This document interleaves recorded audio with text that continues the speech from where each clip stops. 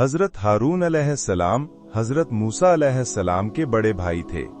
आपका ताल्लुक बनी इसराइल की उस मुअज़्ज़ज़ नस्ल से था जो हजरत याकूब अलैहिस्सलाम की औलाद में से थी। हजरत हारून अलैहिस्सलाम की पैदाइश मिस्र में हुई। उस वक्त फिरौन की हुकूमत उरूज पर थी और बनी इसराइल को बहुत सख्तियों में रखा गया था। जब हजरत मूसा अलैहिस्सलाम की विलादत हुई तो फिरौन ने बनी इसराइल के लड़कों को कत्ल करने का हुक्म दे रखा था, मगर हजरत हारून अलैहिस्सलाम मूसा अलैहिस्सलाम से कुछ साल बड़े थे और आप उस वक्त पैदा हुए जब कत्ले अतफाल का हुक्म अभी नाफिज नहीं हुआ था। इसीलिए आप महफूज रहे। आप बचपन ही से नर्म मिजाज, खुश गुफ्तार और फसीहुल लिसान थे। अल्लाह ने आपको खास तौर पर शगुफ्ता और पुरअसर जुबान अता की थी। जब अल्लाह ताला ने हजरत मूसा अलैहिस्सलाम को नबूवत अता की और आपको हुक्म दिया कि फिरौन के पास जाकर उसे अल्लाह की वहदानियत की दावत दें, तो हजरत मूसा अलैहिस्सलाम ने अर्ज किया, या अल्लाह, मेरी जुबान में गिरा है, मेरा भाई हारून ज्यादा फसीहुल लिसान है, उसे मेरा वजीर और मेरा मददगार बना दे। अल्लाह ताला ने ये दुआ कबूल फरमाई और हजरत हारून अलैहिस्सलाम को हजरत मूसा अलैहिस्सलाम का साथी और वजीर बना दिया। यूं दोनों भाई मिलकर फिरौन के दरबार में पहुंचे और उसे तौहीद की दावत दी। फिरौन ने जब ये दावत सुनी तो घमंड में आ गया और अपने जादूगरों को बुला लिया। एक बड़े मैदान में मुकाबला हुआ।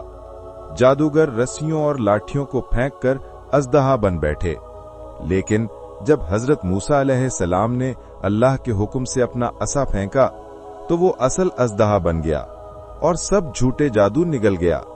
ये देखकर जादूगर सजदे में गिर गए और ईमान ले आए। इस पूरे वाक़े में हजरत हारून अलैहिस्सलाम बराबर हजरत मूसा अलैहिस्सलाम के साथ रहे, बनी इसराइल को समझाते और उनके ईमान को मजबूत करते रहे। जब फिरौन गर्क हुआ और बनी इसराइल समंदर पार करके निजात पा गए तो अल्लाह ताला ने बनी इसराइल को मुख्तलिफ आजमाइशों से गुजारा। इनमें से एक बड़ी आजमाइश बछड़े की पूजा थी।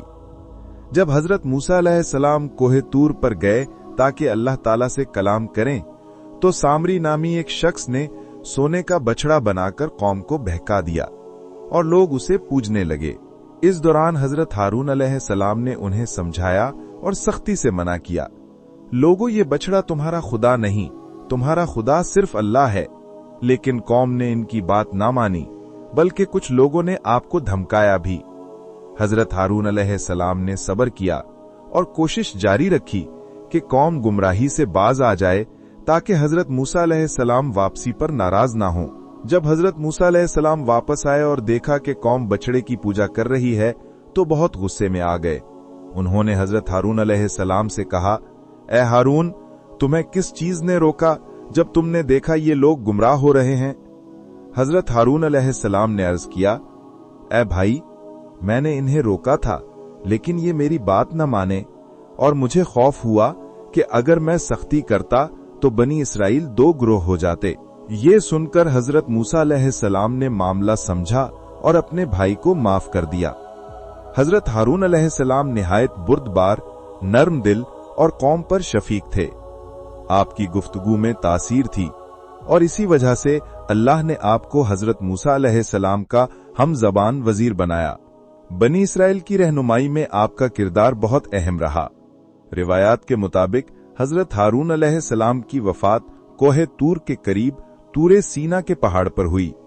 आपकी उम्र तकरीबन 123 साल थी। आपको अल्लाह ताला ने वफात दी और उसी पहाड़ में दफन कर दिया।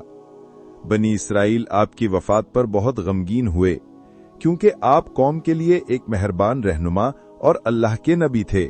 यूं हजरत हारून अलैहिस्सलाम की पूरी जिंदगी अल्लाह के दीन की खिदमत, हजरत मूसा अलैहिस्सलाम का साथ देने और बनी इसराइल की इस्लाह में गुजरी। आप सब्र, नरमी और हिकमत के पैकर थे। आपकी वफात के बाद ये जिम्मेदारी हजरत मूसा अलैहिस्सलाम के पास रही और फिर बाद में हजरत यूशु अलैहिस्सलाम को मिली। मजीद वीडियोस के लिए हमारे चैनल को सब्सक्राइब करें और हमारी वीडियोस को लाइक करें। आपका बहुत बहुत शुक्रिया।